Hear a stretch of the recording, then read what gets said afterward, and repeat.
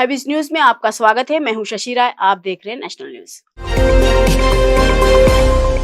Bulletin की शुरुआत करते हैं जम्मू कश्मीर की बड़ी खबर से, जहां अब एलजी की सहमति के बिना अफसरों की पोस्टिंग और ट्रांसफर करना संभव नहीं होगा। गृह मंत्रालय ने जम्मू कश्मीर पुनर्गठन अधिनियम 2019 की धारा 55 के तहत संशोधित नियमों को अधिसूचित किया है, जिसमें उपराज्यपाल को अधिक शक्ति देने वाली नई धाराएं शामिल की गई हैं। बता दें, जम्मू कश्मीर में इसी साल सितंबर में विधानसभा चुनाव होने वाले हैं। इससे पहले केंद्र सरकार ने ये बड़ा फैसला लिया है।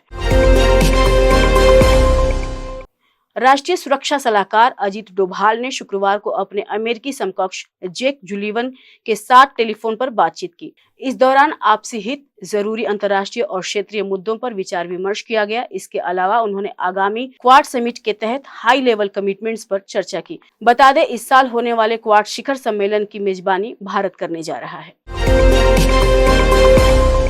पीएम मोदी के रूस दौरे के बाद भारतीय वायुसेना के लिए अच्छी खबर सामने आई है। दरअसल रूस से भारत ने 5 units S-400 air defence system खरीदे थे। इनमें से 3 यूनिट्स तो आ गए थे, लेकिन 2 यूनिट काफी समय से पेंडिंग थे। लेकिन अब रूस से ऐसी खबर आ रही है कि बाकी के दोनों यूनिट S-400 साल 2026 में भारत आ जाएंगे।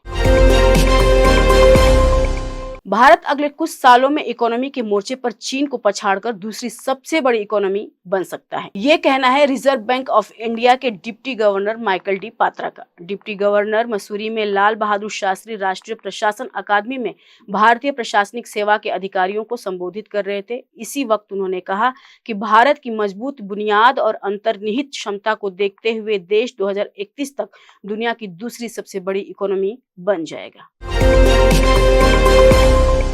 वित्त मंत्री निर्मला सीतारमण आगामी 23 जुलाई को पूर्ण बजट पेश करने जा रही हैं। इस बार हेल्थ सेक्टर को बजट से काफी उम्मीदें हैं। इसकी एक वजह सरकार का अंतरिम बजट में संकेत देना भी है। दरअसल अंतरिम बजट में सरकार ने हेल्थ सेक्टर का आवंटन बढ़ाया था। वहीं इस बात पर भी जोर दिया था कि सरकार हेल्थ सेक्टर को और बेहतर बनाने में ध्यान देगी। इसी में से एक सबसे बड़ी मांग है कि आयुष्मान भारत जैसी स्वास्थ्य बीमा योजना का लाभ सिर्फ गरीबों को ही नहीं, बल्कि देश के सभी नागरिकों को मिले।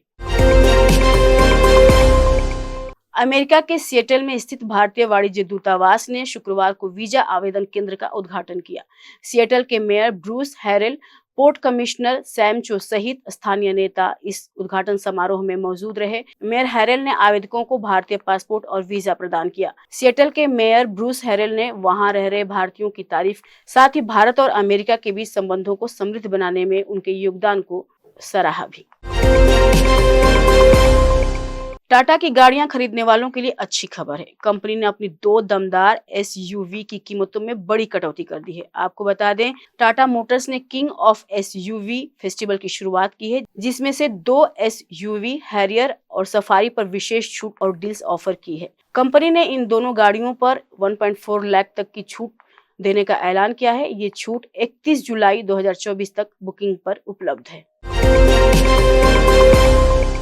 आम के किसानों के लिए अमेरिका से अच्छी खबर आई है। दरअसल देश में जिस दशहरी आम का दाम 60 से 100 रुपए किलो के बीच है, वही आम अमेरिका में 900 रुपया किलो बिक रहा है। आपको बता दें, भारत दुनिया का सबसे बड़ा आम उत्पादक देश है। यहाँ 180 लाख टन से भी ज्यादा आम का उत्पादन होता है। इसमें से हजारों टन आम निर्यात विदेशों में किया जाता है। नेशनल न्यूज में इतना ही। आप देखते रहिए हैबिस न्यूज। नमस्कार।